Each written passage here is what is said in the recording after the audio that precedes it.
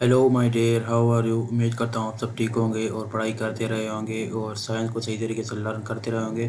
तो मैं हूँ आपका टीचर शमशेर अली और आज हम पढ़ेंगे, बल्कि सीखेंगे। हमारा मंशूर यही है, हमारा जो शुरू से मोटिव और मिशन चलता आ रहा है वो है कि हम सीखें। देखिए, रट्टा तो आप मारते आ रहे हैं अभी तक, पूरी ज़िंदगी 10वीं क्लास तक 11 जमात तक हमने रट्टा ही मारा। तो आपने जितना पहले पढ़ा उस सारे को भूल जाए, माइंड को रिफ़्रेश करें और आ जाए इधर हमारे पास। हम आपको ज़ीरो से स्टार्ट लेंगे और हीरो तक पहुंचा देंगे। तो मैंने पिछले लेक्चर में कुछ बात की थी, हमने एस आई सिस्टम के बारे में कि एस आई सिस्टम की ज़रूरत क्यों पेश आई और एस आई सिस्टम क्या होता है और इससे पहले कौन से सिस्टम थे। वो कुछ बातें हमने की थी पिछले लेक्चर में, फिजिक्स एंड स्कोप और एस आई सिस्टम का जो लेक्चर है वो आप देख लें, लेक्चर नंबर 2 में। तो बहरहाल अभी बात करेंगे हम S I system and base physical quantities के बारे में। एस आई सिस्टम बाकायदा तौर पर पब्लिश हुआ 1971 में और ये फ्रांस में पब्लिश हुआ। तो इसकी ज़रूरत क्यों पेश आई? क्योंकि पहले सिस्टम हुआ करते थे सी जी एस, एम के एस, एफ पी एस। तो हर मुल्क का अपना सिस्टम था, हर कंट्री का अपना था, हर मार्केट अपनी वो यूज़ कर रही थी। कोई इंटरनेशनल स्टैंडर्ड नहीं था। देखिए, जब आप इंटरनेशनल लेवल पर जाते हैं ना, आपको एक यूनिट चाहिए होता है, आपको एक मतलब स्टैंडर्ड चाहिए होता है। तो उसमें आप ट्रेड करते हैं। आप जिस तरह करेंसी है इंटरनेशनल डॉलर, डॉलर में होती है, तो इस तरह ये भी इन्होंने सिस्टम डिफाइन किया कि फोर्स को पाउंड में नहीं, फोर्स को जो है ना इस तरह पाउंड में नहीं या किसी और यूनिट में नहीं, बल्कि न्यूटन में हम डील करेंगे। इस तरह मास को ग्राम में नहीं, मिलीग्राम में नहीं, बल्कि किलोग्राम में करेंगे। तो इस तरह इन्होंने ऐसा ही सिस्टम डिफाइन हुआ और ये आ गया दुनिया में। तो ये एक बेहतरीन सिस्टम है, तो इसको हम डिस्कस करेंगे। अच्छा, मैंने आपको पिछली वीडियो में एक बात भी की थी कि हर जो सिस्टम होता है वो बेस फिजिकल क्वांटिटीज़ के लिए डिफाइन होता है। मैं इधर लिख भी लेता हूँ।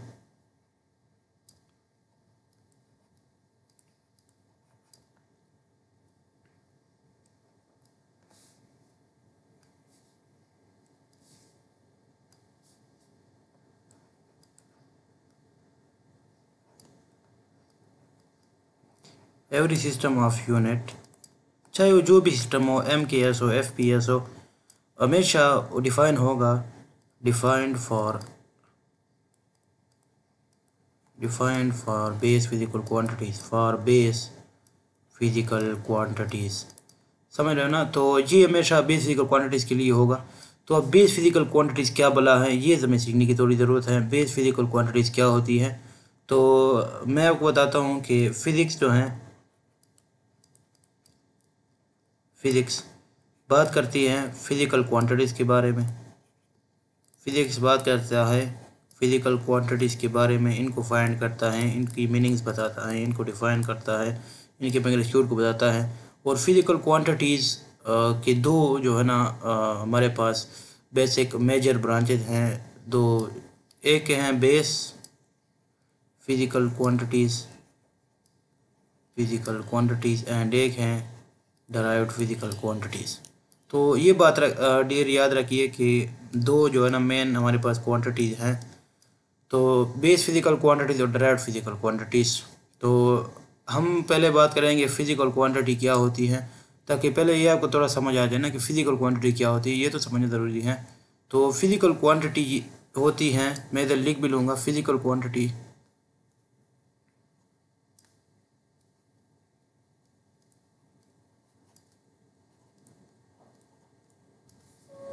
फिज़िकल क्वांटिटी एनी प्रॉपर्टी और दोज, मैं लिख लेता हूँ those quantities which can be mired. तो इसे कहते हैं फिज़िकल क्वांटिटीज़। मैंने आपको पहले लेक्चर में बताया था कि फ़िज़िकल का मतलब यही है, फ़िज़िकल मतलब कि हम ऑब्ज़र्व कर सकें, देख सकें या महसूस कर सकें। तो देखें, जिस चीज़ को हम देखेंगे तो उसी को ही नापेंगे ना। जिस चीज़ को हम ऑब्ज़र्व कर सकेंगे तो उसी को हम मायर करने के काबिल होंगे। Those quantities which can be mired, which can be measured.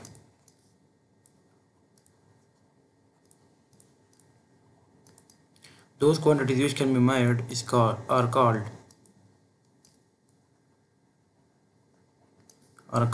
what? Are called physical quantities.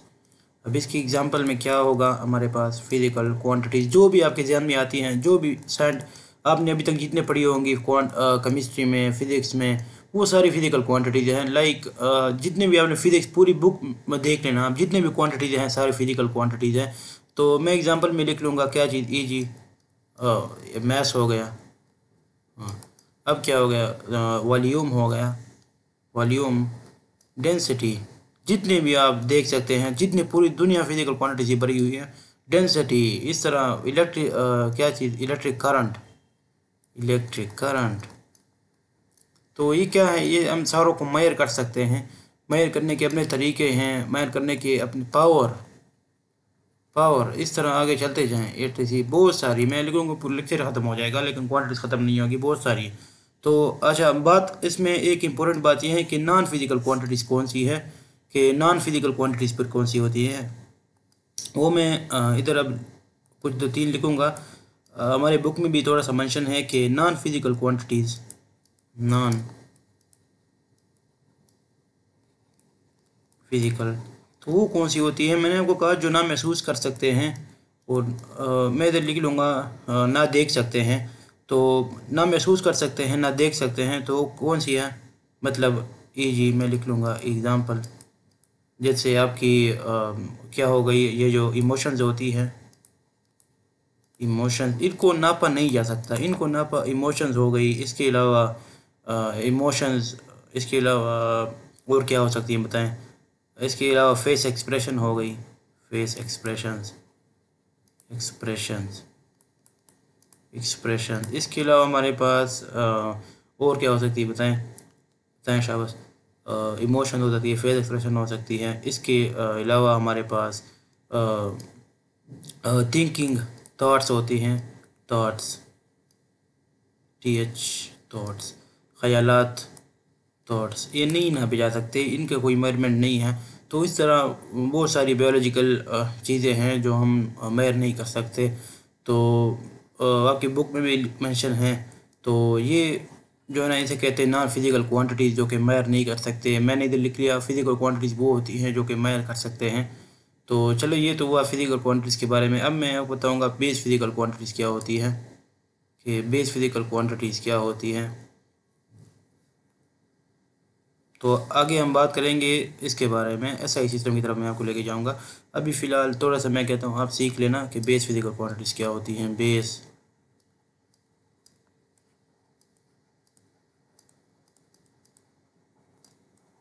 Physical quantities.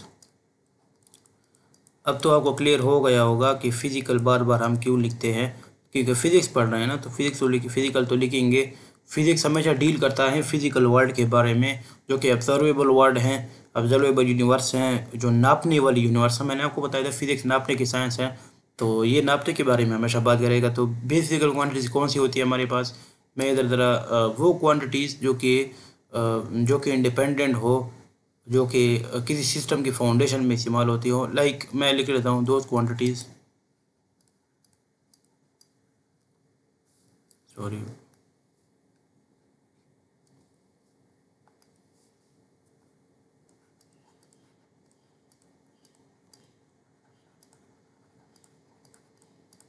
Those quantities, बल्कि physical quantities which are independent, which are independent, dependent of each other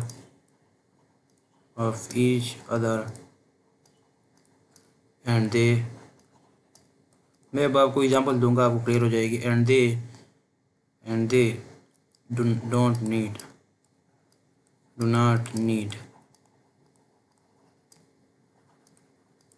any other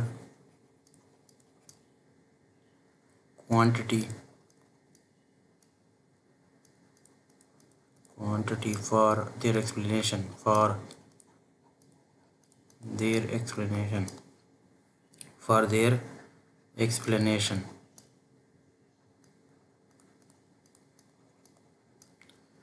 writing थोड़ी मेरी गंदी है, sorry. इसके बारे में writing बस इस तरह है कि जैसे मैं जो हमारे पास इंस्ट्रूमेंट हम यूज़ करते हैं, ये डिवाइस जो है पेन टैब वाली, ये बड़ी अजीब सी हैं।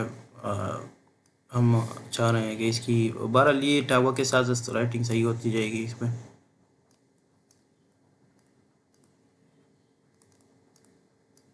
Further explanation.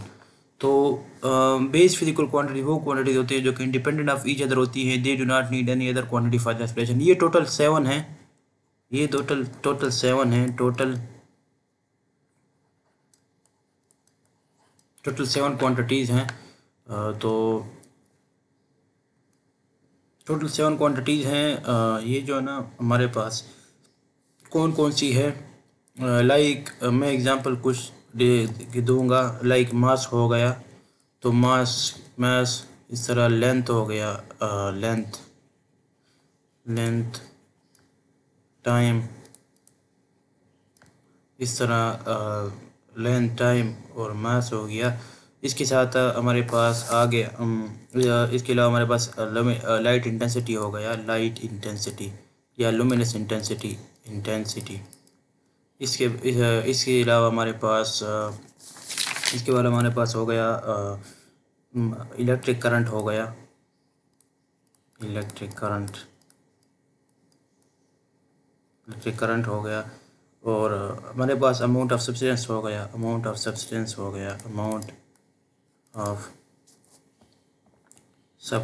हो गया हमारे पास। ये कितनी हो गई 1 2 3 4 5 6। एंड इसके अलावा हमारे पास होगा टेम्परेचर।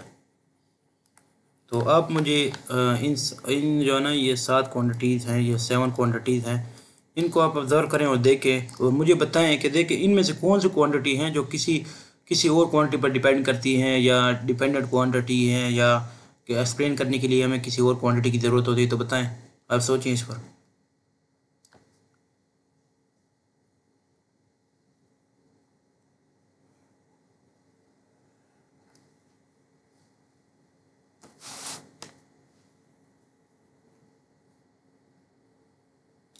तो ये जो 7 क्वांटिटीज़ हैं, इनमें से हर क्वांटिटी इंडिपेंडेंट है एक दूसरे पर। यानी अगर आप मैं एक मिसाल लूँगा मास की एग्जांपल मैं देना चाहूँगा इधर कि मास जो है ना, फ़र्ज़ करें आपने ये एक 1 किलोग्राम का मास उठाया कि जी 1 किलोग्राम का मास है। तो अगर आपसे कोई पूछे इसको हम जो इसका जो है ना मुझे मास फाइंड करके दो, तो आप क्या करेंगे? आप इसको किस तरह तोलेंगे? आप इसको तोलेंगे, इसकी लेंथ की ज़रूरत आपको नहीं पड़ेगी। मतलब आप इसको बैलेंस इस पर रख देंगे, इस ये जो वेट इसको जो है ना ये आपको नाप के दे देगा। तो ये क्या होगा, इसका 1 केजी वज़न आ जाएगा आपके पास। तो इसकी मास की मैयर करने के लिए आपको लेंथ की ज़रूरत नहीं है। सिमिलरली आपके पास एक जो है ना ये रॉड है, ये रॉड है हमारे पास। इसकी लेंथ को मैयर करने के लिए आपको इसकी मास की ज़रूरत नहीं होती। आप डायरेक्ट जो है ना इंची टेप ला के, और या जो है ना क्या होती है मेयरिंग टेप आपने देखी होगी, वो ला के आप मैयर कर लेते हैं, या वर्नियर कैलिपर से आप मैयर कर लेते हैं अगर छोटा है तो इसकी लेंथ हो जाएगी। सिमिलरली टाइम को आप किस तरह मैयर करते हैं? आप जो है ना टाइम वॉच निकाल लेते हैं। ये जो घड़ी है ये आपको टाइम बताती है। तो ये घड़ी बन गई हमारे पास। ये क्या होती है? घड़ी होती है। तो ये का टाइम आप मैयर कर सकते हैं स्टॉप वॉच से बिल्कुल आप मैयर कर सकते हैं टाइम कि कितने सेकंड हुए, कितने आवर हुए। तो ये इस तरह लुमिनस इंटेंसिटी आप मैयर कर सकते हैं। इसकी इक्वेशंस अगले लेक्चर में हम देखें डिटेल से लुमिनस इंटेंसिटी क्या होती है, जो कि पावर पर सॉलिड एंगल होती है। तो लुमिनस इंटेंसिटी आप मैयर कर सकते हैं। मतलब मैं आपको ज़रा इधर थोड़ा समझाऊंगा कि अगर ये एक लाइट है, तो बल्ब है, तो यहाँ से बल्ब जो है ना अब इस एरिया को ये जो एंगल है इसे एंगल स्टीरेडियन एंगल कहते हैं, जो कि सॉलिड एंगल है, थीटा इसे कह सकते हैं। तो ये इसकी कि इस एरिया में कितनी रोशनी, ये कितनी लाइट, विजिबल लाइट जा रही है, गुजर रही है यहाँ से, तो ये क्या कहते हैं? इसे लाइट इंटेंसिटी कहते हैं। सिमिलरली इलेक्ट्रिक करंट को आप मेजर कर सकते हैं अमाउंट ऑफ सब्सटेंस को और टेम्परेचर को थर्मामीटर से, अमाउंट ऑफ सब्सटेंस जो एवोगाड्रो नंबर है उससे। तो बहरहाल इसकी हम डिटेल डिस्कशन करते हैं अभी थोड़ी देर में। तो हमने बात की फ़िज़िकल क्वांटिटीज़ पे, बेस फ़िज़िकल क्वांटिटीज़ पे क्या भला है, क्या होती है फ़िज़िकल क्वांटिटीज़, क्योंकि जानना ज़रूरी था। अब मैंने आपको पहले कहा था कोई भी सिस्टम जो डिफ़ाइन होता है वो बेस क्वांटिटीज़ के लिए होता है। तो ये जानना ज़रूरी था कि बेस फिज़िकल क्वांटिटीज़ क्या होती हैं।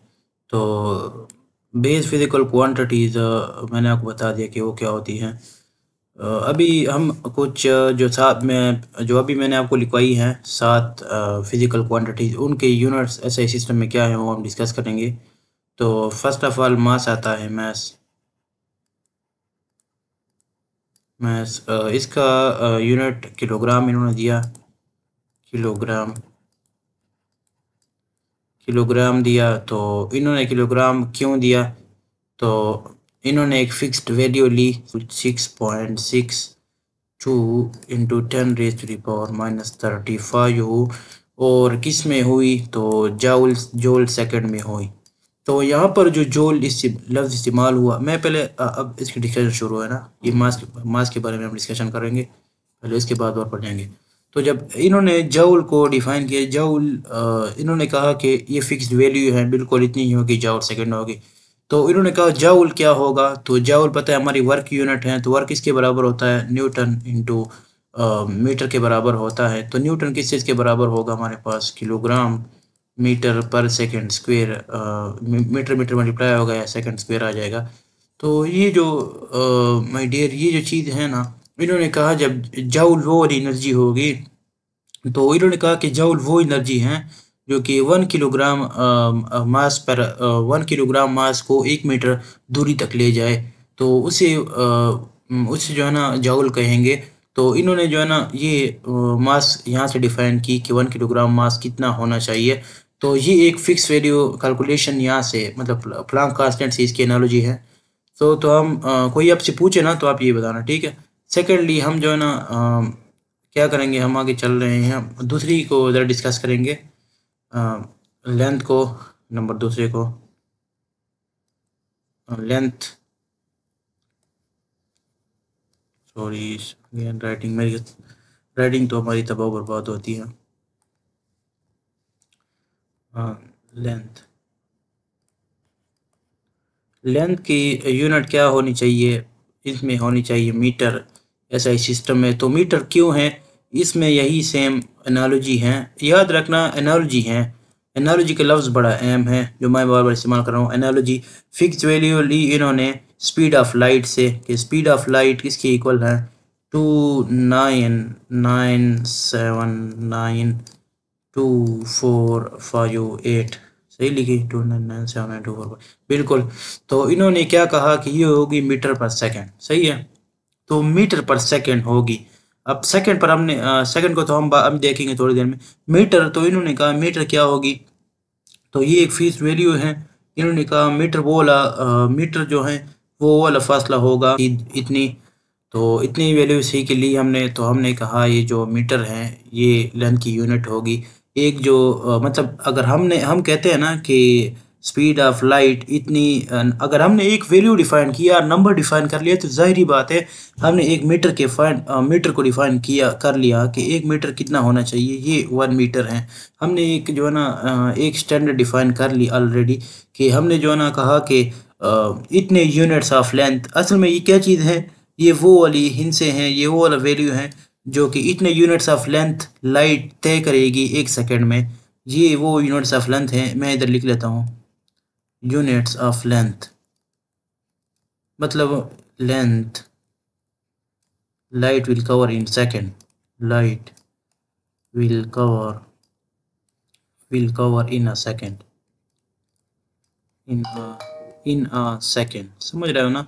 तो हमने जो है ना इस तरह लेंथ को भी हमने वाज़ेह कर दिया, लेंथ की यूनिट भी हमने डिफाइन की इसी तरह, light will cover in a second. ये वो वाली लेंथ है, ये वो वाला लेंथ की यूनिट्स हैं, 299792458 number of unit of length will cover in light will cover in a second, सही है ना। तो सिमिलरली हम डिफाइन करते हैं, इसी तरह हम चलते हैं और क्वांटिटीज़ पर।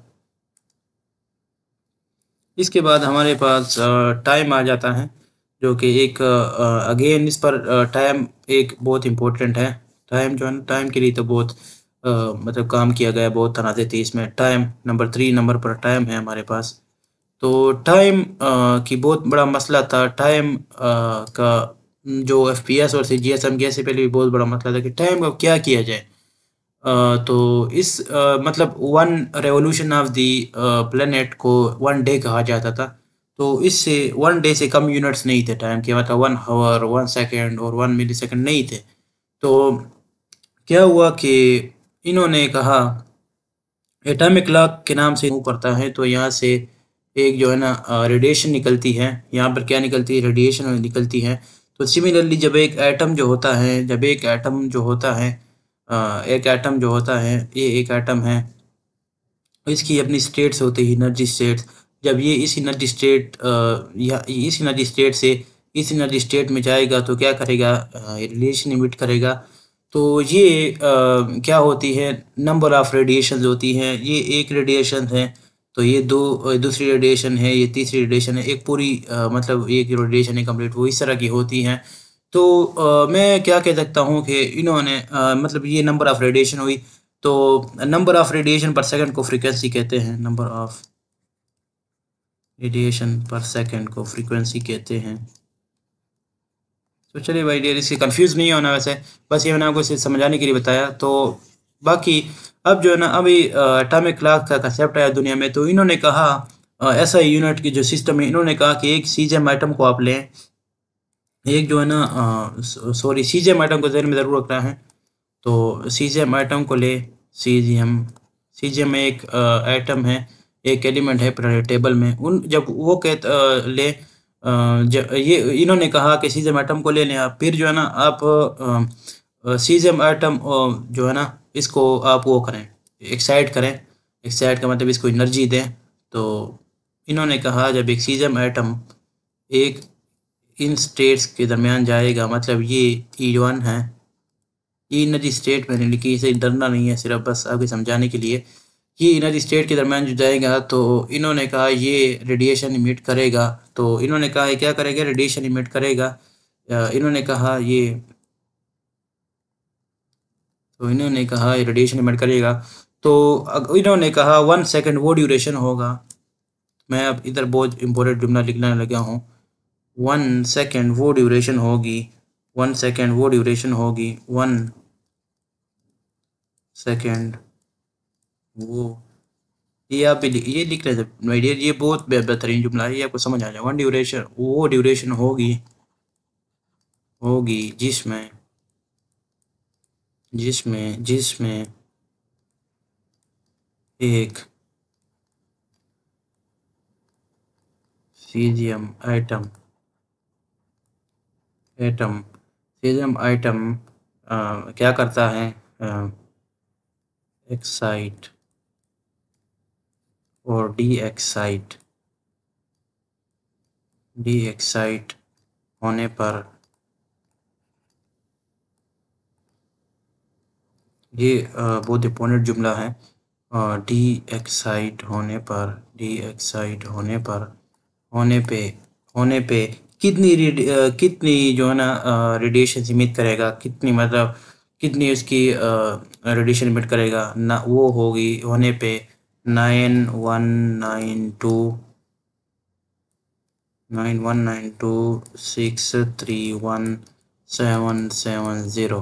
तो इन्होंने कहा कि 1 सेकंड वो ड्यूरेशन होगी जिसमें सीजियम एटम जो है ना वो इतनी रेडिएशन इमिट करेगा। ये बात याद रखिए बस। तो यहाँ से क्या हुआ? बस सेकंड डिफाइन हो गया। ऐसे सिस्टम का एक इम्पोर्टेंट तरीन यूनिट इंतहाई प्रिसाइज तरीके से मैयर हो गया। तो ये क्या हुआ? ये हमने डिटेक्टर के ज़रिए मैयर किया। डिटेक्टर्स होते हैं रेडिएशन मैयर करने के। तो उन्होंने कहा कि 1 सेकंड वो ड्यूरेशन होगा जिसमें इतनी रेडिएशन इमिट होगी। बस ये बात है, कोई बात नहीं है। और सवाल अगर आपका हो कमेंट में ज़रूर लिखिए सवाल, और जल्दी में हम व्हाट्सएप ग्रुप भी बना लेंगे अपना, तो सवाल आपके आंसर हम इंटरटेन करेंगे। इसके बाद हम डिस्कस करना चाह रहे हैं कि क्या होगी हमारे पास क्या होगी माय डियर? हमारे पास होगी सॉरी बोर्ड, तो मैं लिखना चाह रहा हूँ एक दूसरी क्वांटिटी जो कि हमारे पास हैं नंबर 4 की। अब टेम्परेचर पर थोड़ी बात करते हैं। टेम्परेचर की यूनिट हो गई केल्विन हमारे पास। टेम्परेचर की यूनिट हो गई क्या होगी? इन्होंने कहा कि केल्विन होगी SI यूनिट। तो केल्विन क्यों होगी? अगेन फिक्स्ड वैल्यू ली इन्होंने, फिक्स्ड वैल्यू ली, अगेन फिक्स्ड वैल्यू ली। वो कौन सी फिक्स्ड वैल्यू थी? वो थी बोल्ट्जमैन कांस्टेंट की, के थी बोल्ट्जमैन कांस्टेंट। मैं इधर लिख लेता हूँ, बोल्ट्जमैन बोल्ट्जमैन कांस्टेंट, कांस्टेंट थी वो। उसकी वैल्यू कितनी थी? 1.38। वे फिक्स्ड वैल्यू जो थी बोल्ट्जमैन कांस्टेंट की -2 3, ये थी जूल पर केल्विन। तो जूल को तो पहले ही हमने डिफाइन कर रखा था, जो कि डायरेक्ट क्वांटिटी है पर। लेकिन पर केल्विन की जो बात हुई, पर केल्विन की जो बात हुई, इन्होंने कहा ये पर केल्विन, वो इन यहाँ से यूनिट केल्विन डिफाइन हुआ, ठीक है ना। तो यूनिट केल्विन टेम्परेचर के यूनिट हैं, तो यहाँ से जो है ना केल्विन की इब्तिदा हुई। तो ये जो है ना इस फिक्स वैल्यू का एनालॉजी से केल्विन हमारे पास आ गया। हमने जो है ना एक कहा कि केल्विन कितनी टेम्परेचर होगी, मतलब अगेन वही वाली बात हुई जो स्पीड ऑफ लाइट वाली थी कि यार जो है ना, अगर हम कहते हैं कि 1.38 मल्टीप्लाई बाय 10 के बाद -23 units of joule of energy पर केल्विन जो है ना वो रिलीज होती है। समझ रहे हैं ना आप? जब हम कहते हैं कि 1.38 मल्टीप्लाई बाय 10⁻23 जूल यूनिट्स की एनर्जी रिलीज होती है, तो कब किस तरह रिलीज होती है? पर केल्विन इंक्रीज होती है। तो पर केल्विन को हमने एक यूनिट स्टैंडर्ड बना लिया कि पर केल्विन इतने अमाउंट्स, इतने यूनिट्स ऑफ जूल जो है ना वो रिलीज होंगे। तो यहाँ से क्या हुआ, केल्विन की इब्तिदा हो गई। और हमने जो है ना कैलकुलेशन केल्विन साहब ने की थी ऑलरेडी, तो यहाँ से केल्विन स्केल केल्विन हमारे पास आ गया। सिमिलरली हमारे पास पाँचवें नंबर पे क्या आता है? पाँचवें नंबर पे हम करेंगे इसको ले लें आप, इलेक्ट्रिक करंट को ले लें। इलेक्ट्रिक करंट को देख लेते हैं, इलेक्ट्रिक करंट को देख लेते हैं। तो इलेक्ट्रिक करंट की अगेन यूनिट एम्पेयर है, एम्पेयर एम्पेयर। तो ये भी एक फिक्स्ड वैल्यू से आई, फिक्स्ड वैल्यू से आई। और वो किस तरह आई कि हमने जो है ना एक इलेक्ट्रॉन होता है, पता है नेगेटिव चार्ज होता है इलेक्ट्रॉन। तो हमने कहा इलेक्ट्रॉन पर जो नेगेटिव चार्ज होता है उसकी वैल्यू हमारे पास है 1.602 मल्टीप्लाई बाय 10⁻⁻⁹ कूलम्ब। सही है ना? तो हमने कूलम को क्या कहा कि कूलम जो है ना वो एम्पेयर सेकंड होता है, 1 coulomb is equal to 1 ampere second. तो हमने यहाँ से डिफाइन कर लिया कि एम्पेयर मतलब क्या होता है। मतलब यहाँ से फिक्स वैल्यू आ गई, तो हमने कहा हमने एम्पेयर को यहाँ से मतलब डिफाइन कर लिया। तो 1 ampere is equal to 1 coulomb divide by 1/सेकंड। सही है ना? तो हम लिख सकते हैं 1 ampere is equals to 1 coulomb divided by 1 coulomb divided by second. तो ये हमारे पास सिंपल सी बात है, मतलब 1 coulomb divided by second. 1 ampere वो करंट होगा जिसमें 1 कूलम चार्ज जो है ना पर सेकंड मूव करता है। तो ये क्या हुआ हमारे पास, तो एम्पेयर डिफाइन हो गया। सिमिलरली अब हम जो है ना दो और रह गई हमारे पास, उन पर बात थोड़ी करते हैं। दो और यूनिट हमारे पास रह गई।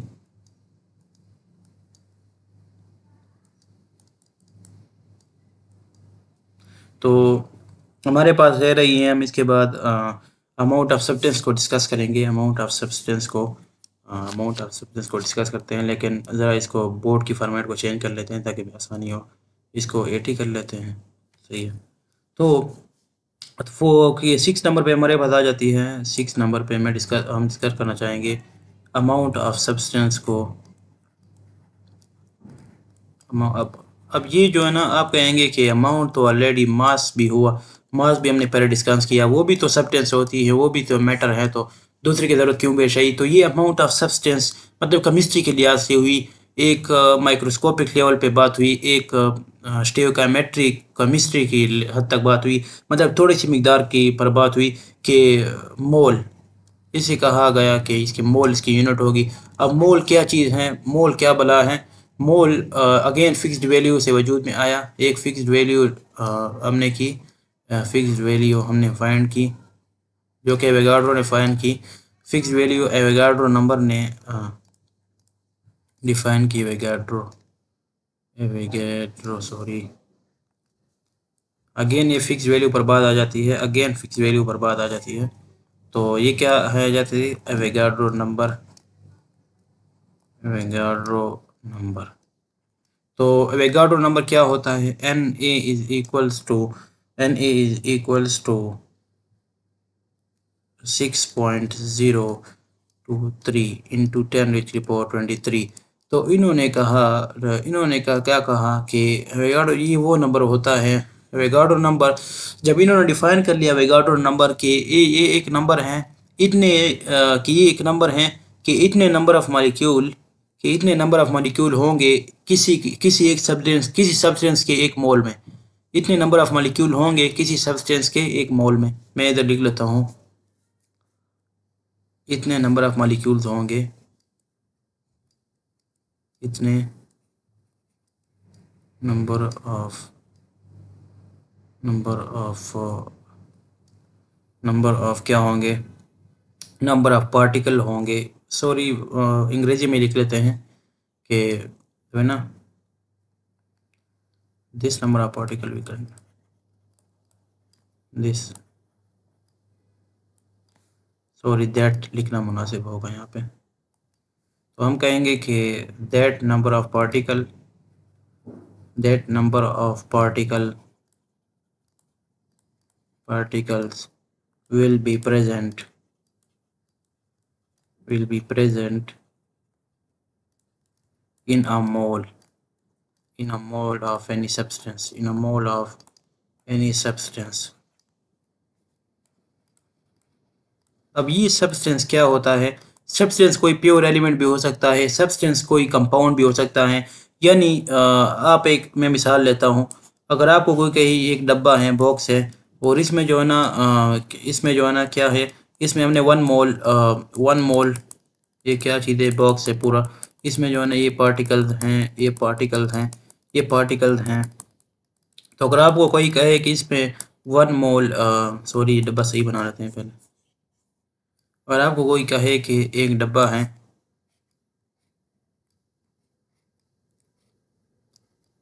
ये एक कंटेनर है, ये एक बॉक्स है, तो इसमें कोई अगर आपको कहे ना कि इसमें ये एक एक जो है ना क्या चीज़ है, एक नाइट्रोजन गैस है, इसमें नाइट्रोजन गैस है, N2 गैस हैं, और वो 1 मोल है। तो इसका क्या मतलब है कि इसमें जो है ना 6.023 N2 मॉलिक्यूल्स हैं, सही है ना।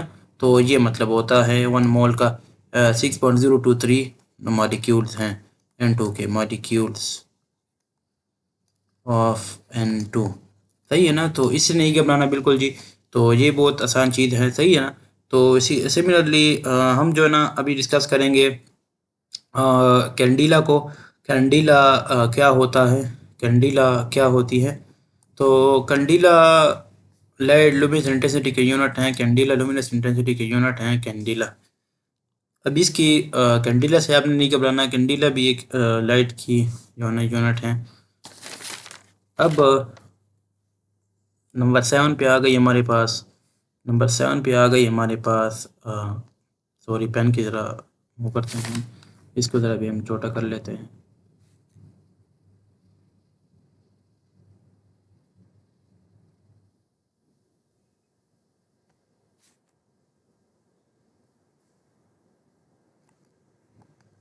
तो 7 नंबर पे हमारे पास आती है luminous intensity, luminous intensity, luminous intensity, intensity. इसकी यूनिट हमारे पास कैंडिला आ गई, कैंडिला। इसकी यूनिट हमारे पास आ गई भाई कैंडिला, कैंडिला। नाम बड़ा प्यारा सा नाम है, मेरे ख्याल में किसी जो है ना लड़की शड़की ने किया होगा ये, सही है ना। तो कैंडिला हमारे पास की यूनिट आ गई। अब इसकी अगेन एक फ़िक्स्ड वैल्यू है, अब इसकी अगेन फिक्स्ड वैल्यू से हमारे पास इसको एनालॉजी दी जाती है, एनालॉजी दी गई है फिक्स्ड वैल्यू से। तो कैंडिला कैंडिला वो यूनिट होगी, कैंडिला क्या होगी, लुमिनस इंटेंसिटी की यूनिट कैंडिला है कि जब जो है ना कि जब 1/1683 वाट की पावर पर स्टेरेडियन ट्रांसफ़र हो, पर स्टेरेडियन ट्रांसफ़र। अब इसकी समझ आती है आपको कि नहीं, ये जो है ना, इस पर मैं चाह रहा हूँ कि एक जो है ना लेक्चर लिया जाए बाकायदा। लेकिन ये फिक्स वैल्यू पर हुई, जो कि 1 कैंडिला इक्वल होगा 1 कैंडिला, सॉरी सॉरी सॉरी, जो कि कुछ इस तरह डिफाइन हुआ कि 1 candela will be equals to 1 और when 1/683 watts of power is transferred per a steradian angle। तो ये अगेन जो है ना एक बहुत गहरी बात है, इसको मैं कोशिश करता हूँ समझाने की। अभी इसकी हम कोशिश करते हैं समझने की अभी, कि ये क्या बला है, ये 1 कैंडिला हमने लुमिनस इंटेंसिटी को डिफाइन किया है। फिक्स्ड वैल्यू अगेन हमारे पास आ गई कि 1 स्टेरेडियन क्या होता है। स्टेरेडियन सप्लीमेंट्री यूनिट्स हैं, हम आगे पढ़ेंगे कि ये जो है ना, अगर ये एक सॉलिड एंगल है, theta is equals to 1 STR, हम लिख लेते हैं STR सॉलिड एंगल है। तो ये देखें, ये एक एंगल है, वहाँ सॉलिड एंगल है, तो ये एक एरिया है हमारे पास। सॉरी, मैं डायग्राम ज़रा दोबारा से बनाऊंगा, खूबसूरत। हम कहते हैं कि ये एक 1 STR का एंगल है और ये एक एरिया है। तो यहाँ पे एक लाइट लगी हुई है, यहाँ पर क्या लगी हुई थी है, एक लाइट है हमारे पास जो कि ग्लो कर रही है, लाइट ग्लो कर रही है, लाइट है हमारे पास ग्लो कर रही है। अब यहाँ पर जो है ना, ये जो लाइट आएगी, इसे मतलब ये जो लाइट है इसके पास एनर्जी होगी। जो विजिबल लाइट है यहाँ पर जो विजिबल लाइट है इसके पास इतनी एनर्जी होगी, इसे कंडीला कहेंगे, इसे 1 कंडीला कहेंगे। यहाँ पर मैं इधर यहाँ पर एक उर्दू में लिखता हूँ, यहाँ पे विजिबल लाइट, सॉरी मैं ज़रा इसको प्यारा बना लेते हैं, सही है ना। यहाँ पर विजिबल लाइट जो पावर लेकर आएगी, या एनर्जी पर यूनिट सेकंड लेकर आएगी, पावर और एनर्जी एक ही चीज़ है, जो पावर लेकर आएगी, सॉरी लेके आएगी लेके आएगी लेके आएगी लेके आएगी per unit steradian angle per unit solid angle. अब ये सॉलिड एंगल से नहीं घबराना, सॉलिड एंगल एक जो है ना 3 डायमेंशनल एंगल होता है। मतलब एक मैं आपको अभी पिक्चर, इस पर हम बाकायदा लेक्चर करेंगे, अगला लेक्चर आप देख ले सॉलिड एंगल क्या होता है। या आप जो है ना इससे पहले यूट्यूब में सर्च मार ले, इतनी सारी वीडियो आपके पास आ गए, आराम से आपको पता चल जाएगा। यूट्यूब में बहुत अच्छे अच्छे लेक्चर मौजूद है, सॉलिड एंगल क्या होता है। मैं अब हमारा भी अपने भी लेक्चर आएगा, लेकिन वो अगली वीडियो में आएगा। सो पर यूनिट सॉलिड एंगल, मैं दोबारा यहाँ पे विजिबल लाइट जो पावर लेके आएगी per unit solid angle, per unit solid angle, per unit solid angle, per unit solid angle, उसे 1 कैंडिला कहेंगे, उसे 1 CD कहेंगे, उसे 1 CD कहते हैं, सही है ना। तो ये हमारे पास क्या होगा, मैंने आपको 1 कैंडिला डिफाइन कर दिया आपके लिए, तो 1 कैंडिला होगी। तो यानी मैं अब एक बात बताता हूँ ना, एक बात बड़ी इंपॉर्टेंट है, मैं ज़रा इसको सही है ना, वो तो आप जो है ना ये लिख लें आप, इसको मैं रब नहीं करता, ये चीज़ लिख लें आप, सही है। तो मसला यहाँ से था, मैं आपसे कहता हूँ एक लाइट जो होती ना, क्या होती है, वो सर्कुलर होती है, मानते हैं ना आप, सर्कुलर होती है, ये ग्लो करती है, सही है। तो 1 कैंडिला तो हमने डिफाइन की, 1 कैंडिला क्या होगा, जो इसके यूनिट सॉलिड एंगल पर आएगा। ये एक यूनिट सॉलिड एंगल है 1 STR, ये जो होगा ना ये सारा इस पर होगा। तो हम कहेंगे ये 1 STR होगा। तो अगर ये 1 STR एंगल है,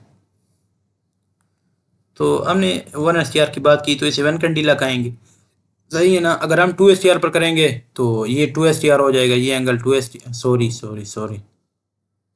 सिमिलरली। तो अगर मैं 2 STR के बारे में बात करना चाहूँ, तो बल्ब भी चला गया, गुड। बल्ब भी गायब हो गया, बढ़ गया। अच्छा, अब दूसरा बल्ब प्यारा सा बनाते हैं। चलो बल्ब बना, ओके हो गया, सही है ना। तो ये बल्ब है। तो अगर हम कहेंगे तो ये होगा 2 STR हो जाएगा हमारे पास, ये होगा 2 STR हो जाएगा।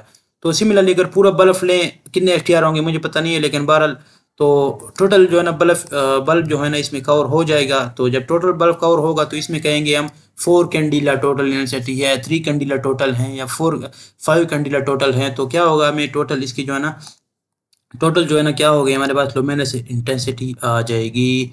लुमिनस से मुराद होता है विजिबल, सही है ना, विजिबल रेंज आ जाएगी हमारे पास, सही है। तो ये हमारे पास आ जाएगी, सही है ना। तो मतलब ये 2 STR होगा। सिमिलरली अगर यहाँ पर आ गए तो 3 STR हो जाएगा। तो 3 STR आ जाएगा। तो ये चलता जाएगा, सही है ना, पूरा मतलब हम करेंगे। लेकिन बहरहाल हम जो है ना हमेशा फिजिक्स में एक स्टैंडर्ड रखते हैं, तो इसलिए हम कहते हैं कि unit STR, per unit steradian angle, सही है ना। वन कैंडिला वो चीज़ होती है, वन कैंडिला वो लुमिनस इंटेंसिटी होती है जो कि इतने पावर लेकर जाती हैं per unit steradian angle. Steradian angle होता है 3 डायमेंशनल एंगल होता है, जो कि कौन आपने देखा होगा। मैं आपको एक चीज़ अगर दिखाऊँ, पिक्चर आपको दिखाऊंगा अभी अगले लेक्चर में, तो वो आपको समझ आ जाएगी, सही है ना। तो पिक्चर आप गूगल में भी देख लें, स्टेरेडियन की जो 3 डायमेंशनल एंगल होता है, कौन आपने देखा होगा, कॉर्नेटो वाला जो एंगल होता है, ये इस तरह का मतलब होगा। अब ये जो एंगल बन रहा है मेरे हाथ में, इसे कहते हैं स्टेरेडियन। तो बहरहाल अभी जो ना हम देखेंगे कि एक दूसरी इम्पोर्टेंट बात हम देखेंगे।